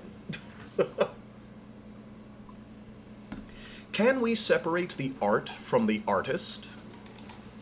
If you're like me, you've been in more than a few versions of this particular conversation. You could even, at this point in the post-Me Too era, write a Mad Lib of this conversation. It starts out in the abstract. Within the first 30 words, the term cancelled will be invoked. Then it will be interrogated. Now you're having a conversation about, quote, whether cancellation even exists, unquote. Someone has unironically referred to Zoomers. We're now talking about Michael Jackson, or Kevin Spacey, or Louis C.K., or. Out comes the expression, it's not apples to apples. Positions entrench. It usually doesn't end well. About 100 pages into his novel, Flux, Jinwoo Chong stages a version of that conversation. It's a version we recognize, only his is written with irony. That's because his protagonist, Brandon, who's rehearsing these tired arguments while on a date, the idea that we should just dissociate from something that big, like a show with so many moving parts and other actors and writers and producers, isn't being entirely forthcoming about why he's defending this particular work of art, this particular problematic artist. He's defending a fictional 80s TV series called Raider, a cop show starring Antonin Haubert. The Chinatown detective one? Brandon's date Min asks.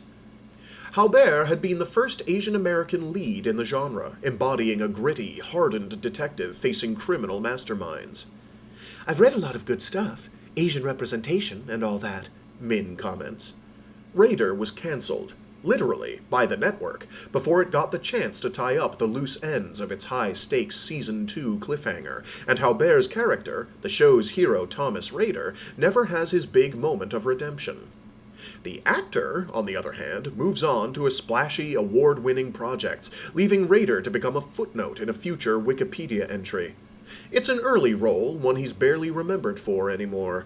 A Johnny Depp to the real-life 80s series 21 Jump Street, perhaps. Now, at the start of the novel, which appears to be set in the 2020s, women are coming forward to accuse Haubert of abuse. Maybe you won't be surprised to hear that, unlike Johnny Depp, allegations of misconduct for this man of color lead to a swift and unequivocal public condemnation. Haubert has his Oscars rescinded. His son releases a statement on social media disavowing him. But Brandon, our narrator, is what we call a stan. For reasons the novel will dole out in due time, Brandon is not letting go. It was my first clue that this was a Me Too book with something new to say. Despite Brandon's vociferous defense of his beloved TV show, I still liked him. I felt a sort of pathos for Haubert privately, inside this novel, and yet was also disgusted by my own apologism. I began to wonder if the closest analog for Haubert were not in fact Johnny Depp, but Bill Cosby. The capital P progress his show represented somehow made it harder for fans to see his harm, at least at first. Was I feeling for Haubert as so many have felt for their symbolic and politically meaningful fallen stars? After actress Constance Wu came forward this fall alleging sexual harassment by an unnamed Asian American producer of the sitcom Fresh Off the Boat, Wu gave an interview on Jada Pinkett Smith's Red Table Talk on Facebook. The thing that was most painful, she said, was he was so derogatory and harassing towards me, but because this show was a sort of a beacon of representation for Asian Americans, and I sort of became a symbol of representation, I didn't want to sully the one show with sexual harassment claims against the one Asian American man who is doing all this better work for the community. The one show. The only one. Part of Chong's method may be to show us how structural tokenism makes for especially fragile idols. It hurts differently. It might be a whole different category of betrayal. Of course, now I'm turning fans, and not survivors, into the victims. Brandon doesn't see himself as a victim. Definitely not. But he's also no hero. He would rather not choose, would rather not face reality. Not with Raider, and not with much of anything in Brandon's life, which seems to be unfolding before his eyes like a droll rerun. His personal life consists of a standing sleepover date with his boss, Gil. When I liked Gil too much, Brandon narrates to an imagined Raider, I thought about your jacket, the kind of no-shit, icy guy I'd be if I could wear something like that every day. His professional life is a joke he seems as amused about as I was. You know those little pieces of cardstock that fall out of the magazine when you're flipping through them at the airport? That was me. Life happens to Brandon.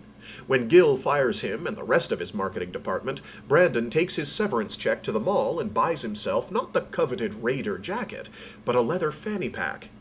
Belt bag, the shop clerk clarifies. Then, as if out of thin air, a new job materializes at Flux.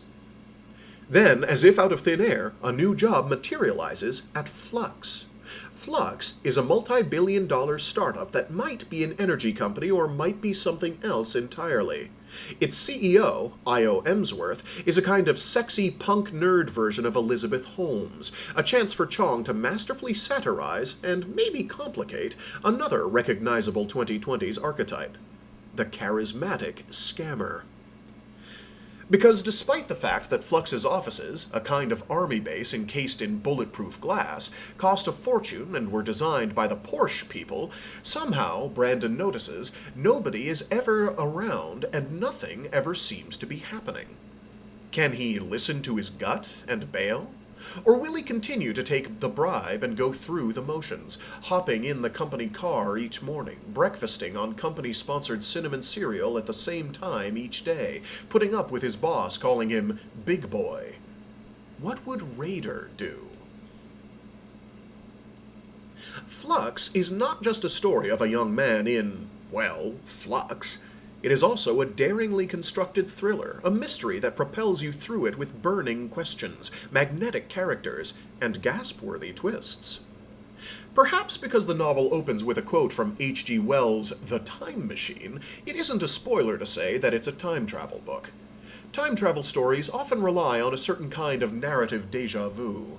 You're stuck in a loop, returning to the same moment again and again, hoping you're able to change the narrative, to do something different this time around.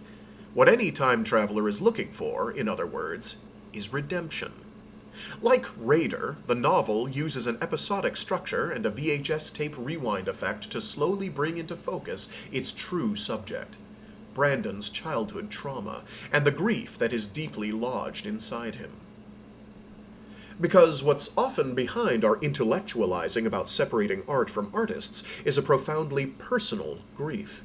A character, a story, an idol we once entrusted with our devotion is now tainted, shot through with the horror and disgust of whatever allegation has surfaced. We feel betrayed, even duped, as if some silent deal we'd made with the art has been broken. Pure fandom can feel inviolable like that, unconditional as the love between child and parent. It's uncomfortable to acknowledge how much of our identities live in the architecture of other people's stories. When those structures start to crumble, we can either evacuate or stand our ground, but rarely does either option feel entirely right. Halbert's work on Raider doesn't even seem to be all that widely beloved. Brandon seems to be among a small cadre of diehards, certainly in his generation. Is that why I liked Brandon? Because he exhibits that quirky mix of courage and sentimentality which characterizes pure, devoted fandom? The dumbest part about the way they've been tearing you down lately is that they're forgetting the fact that Raider defined an entire genre of television, Brandon narrates. 3 years after Hill Street Blues, 2 after Cagney and Lacey, this was a show that played in the dark. You dealt a rawness that couldn't be glossed, the hard edges of those alleyways, your filthy clothes, that fucking jacket. You know, I'd kill for that leather jacket.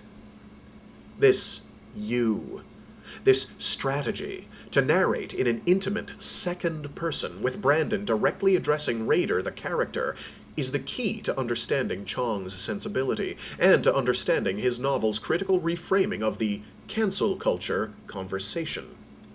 I'm pretty sure Antonin Halbert didn't even think about the show anymore. There was so much else on his resume. Which shouldn't hurt your feelings. You still made a killing in syndication. With this point of view, Chong literalizes the separation of the art from the artist. Brandon addresses Raider, but not Halbert the actor, the man accused. For Brandon, Halbert's real-life violent behavior is not related to Raider's often violent detective work that, at the end of each episode, would lead to justice. Raider is totemic for him, frozen in time. The artist, for all intents and purposes, is dead. But of course he's not, and his victims are real. And so Brandon becomes, ever so subtly, an unreliable narrator, his authority undermined by this willful oversight, this wishful separation. It's the seed of the entire novel, the danger and the delusion of the catalogued cultural figure. Who is Raider to Brandon, exactly? A proxy? A parent? An object of desire? I remembered the first time I watched all of Raider through and realized there would be no more episodes. Brandon narrates. I wouldn't be able to watch you quite the same way. I'd never wonder about you again. I'd never be surprised. There you were, Raider, for all you are, and there would be no more. It's almost a eulogy. But even if the art may be separable from the artist for Brandon, his own life and identity are clearly inextricable from Raider. Sometimes I forgot the way I did things just because I saw you do them, Brandon confides. I wanted to smoke so badly, like you did, but my dad would have killed me. Chong gives us glimpses of the child inside the man, whose idolatry blurs lines. The problem with trying to separate art from artist, of course, is that it becomes too easy to lose track of the truth. But sometimes a work of art lives inside of you. Its hero's perspective becomes yours. These are the ones it is hardest to let go of. Not because we should, or because they're cancelled, but because we have to, in order to grow. Scholar and New York Times columnist Tressie McMillan Cottom has called ours a scam culture. Sociologically, scams are about norms and not about legality, she explains. A scam culture is one in which scamming has not only lost its stigma, but is also valorized. Flux is a book about what happens when we forget how to tell art and life apart, and about what's at stake, and who benefits when we choose the official narratives over the truth. Or do we have a choice? It's hard to determine the real scam sometimes, hard to know with whom accountability lies. In the introduction to their book, She Said, which chronicles the painstakingly rigorous journalism that eventually brought down Harvey Weinstein, Jodi Kantor, and Megan Twohey, explain that their reporting took place at a time of accusations of fake news, as the very notion of a national consensus on truth seemed to be fracturing. Abuse is like any other scam in that way. It manipulates, misleads, forces its version of reality. It grasps for control over the narrative. That's what makes Flux a book for our time. In the flux of the post-Me Too era, whose backlash manifests in bad faith conflation of censorship and censure, Jinwoo Chong has charted us a way forward that doesn't throw away the past, but travels back to it with purpose. I told you it was a time travel book. With this story, he reframes the question at the heart of social movements like Me Too. Not, am I allowed to like this? But rather, what does my loyalty to this work of art prevent me from seeing? Or maybe, since we're dealing with time travel, what future is my past preventing me from living? And that was the op-ed review of Flux, entitled It's Not Cancel Culture, It's Scam Culture, Jinwoo Chong's Flux, by Emma Staffaroni. I actually really liked the point that she brought up, like a paragraph or two before the end, where when she's talking about scam culture, here we go. Where were you? Scholar and New York Times columnist Tressie McMillan Cottom called ours a scam culture. Sociologically, scams are about norms and not about legality, she explains. A scam culture is one in which scamming has not only lost its stigma, but is also valorized. Flux is a book about what happens when we forget how to tell art and life apart, and about what's at stake and who benefits when we choose the official narrative over the truth. Which reveals to me, which is a great thing to kind of open up on, because at least according to the character Lev, that's basically what Io Emsworth is a victim of. She's such a fangirl of Back to the Future, she's not really seeing anything else. She's kind of living in whatever bubble she's in, kind of thing. So it's like, and that's a character that, you know, could be fascinating to explore, but it's like, well, yeah, she's kind of like Brandon is, ultimately, in her way. So, very good stuff. That is where I will leave it in terms of yappery. I'm going to just double check comments and such real quick. Let's see. Anything new and interesting on the comment arena? Oh, we've got a couple. Let's see. Piers Sticks on, I think, Absolution says the reveal about Whitby in this one is wild. Sure is. Then, The Shadow knows. Love me some OTR. OTR? They also commented, so the woman in the lighthouse when Saul wakes up in the middle of the night, the implication is that's Control's mother, isn't it? I'm trying to remember, what installment was that one on? Acceptance, sorry, not Absolution. Absolution is the fourth book. Acceptance, that's part 3. I think she may show up there, because she's around the Seance and Science Brigade. And then a bunch of people with timestamps, which I always appreciate. Thank you. Thank you, timestampers. I would pin those comments, but I'm apparently not allowed to do that anymore, because YouTube. Anything in terms of stuff I need to worry about for notifications? No, maybe? Let's see. Any new things being set to be a copyright strike? No? Okay. Well, that's good. That's good. We appreciate that. I'll have to keep an eye on it. Because Flux is relatively new, I'm pretty sure there's probably an extant audiobook for it. If there isn't, Jinwoo Chong, hit me up, dude. Jinwoo Chong, if you're out there, thanks for this one. This was good. This one spoke to me, even though I'm maybe not any of the demographics that the main character is. I'm not Asian American. I'm not gay or bisexual, but it spoke to me, you know? It's a good one. It's a good one. I like it. I will be checking out more of his work in future, for sure. Anything else? Oh, why not? Let's do our weekly check of Rifters. See if our boy... Nope, nothing new.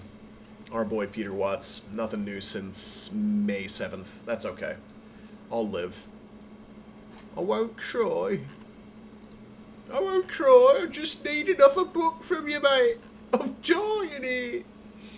Anyway, so yeah, day after tomorrow, we will start on Regenesis, the direct sequel to Saitine by C.J. Cherry, and